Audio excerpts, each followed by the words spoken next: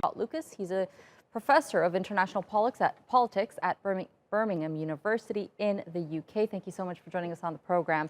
Now, there's still a chance for Trump to win the election, and if he does, what does he need to do to bring Americans together in a country that has been divided over his policies? Well, I must be honest with you that if Donald Trump does triumph, and it looks to be a very, very slim chance that he won't bring the country back together. That's not what Donald Trump does. Donald Trump thinks he has his base, and then he has those who oppose him. And he will continue to play to his base. And that will be not just on issues like coronavirus, where he denies the threat. That won't be on issues just as the economy, when he insists everything is okay, when in fact there's a lot to be done. It will be by saying that his base have to stand up to the extremists and the anarchists and the radicals who tried to steal the election from him. Only 45 minutes ago at 2:30 a.m. in Washington, Donald Trump was on Twitter. Donald Trump was on Twitter saying that his observers have not been allowed in polling stations. That is false. He was saying that any vote, which is now counted for Joe Biden, is an illegal vote. That is clearly false. Donald Trump, whether you like him or don't like him, he is who he is, and he will not change, even given how close and how turbulent this election has been. What about the civil unrest in the country? I've heard pro-Trump and pro-Biden supporters say they'll protest the results if they don't work in their favor, not to mention Trump's recent comments that has been interpreted as inciting violence in the country.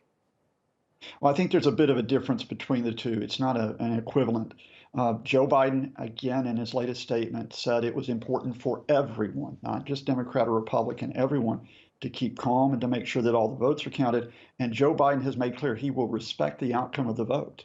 You know, he's not going to say it's illegitimate and then call on people to protest and to say that the system is fraudulent. But that is precisely what Donald Trump is saying. Donald Trump is saying is if he winds up losing this count, it must be, and again, in his words, not mine, that it's a corrupt system and one in which his opponent sought to steal the election. Now, that is a very, very dangerous message on its own. But remember, on top of it, Donald Trump has called out right-wing groups, including militia, onto the streets with their arms in recent months. He did so in the spring when he called them to challenge a Michigan governor, Gretchen Whitmer, when she had coronavirus measures to limit the pandemic. He did so this summer when he called on right-wing militia to confront the Black Lives Matter marches. And just before the election, when the Supreme Court of Pennsylvania ruled against him in an election case, he warned of violence in the streets. So it's not a both sides issue.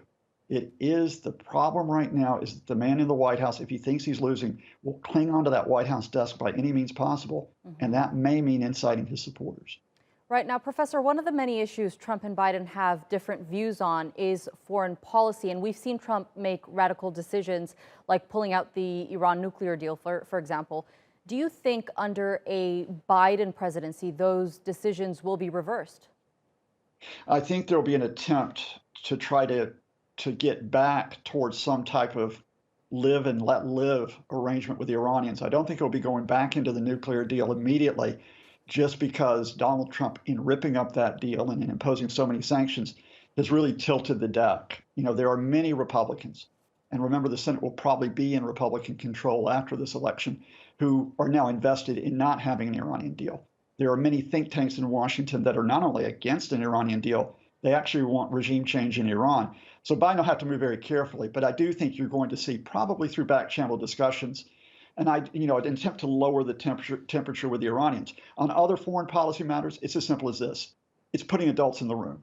Don't be unpredictable. Don't be chaotic. Don't use Twitter for your foreign policy statements. Be firm with those with whom you have differences, but also work with your allies and don't insult them. Those are the markers for a Biden administration as opposed to where we are right now. All right, Scott Lucas, professor of international politics at Birmingham University. Thank you so much for joining us on the program.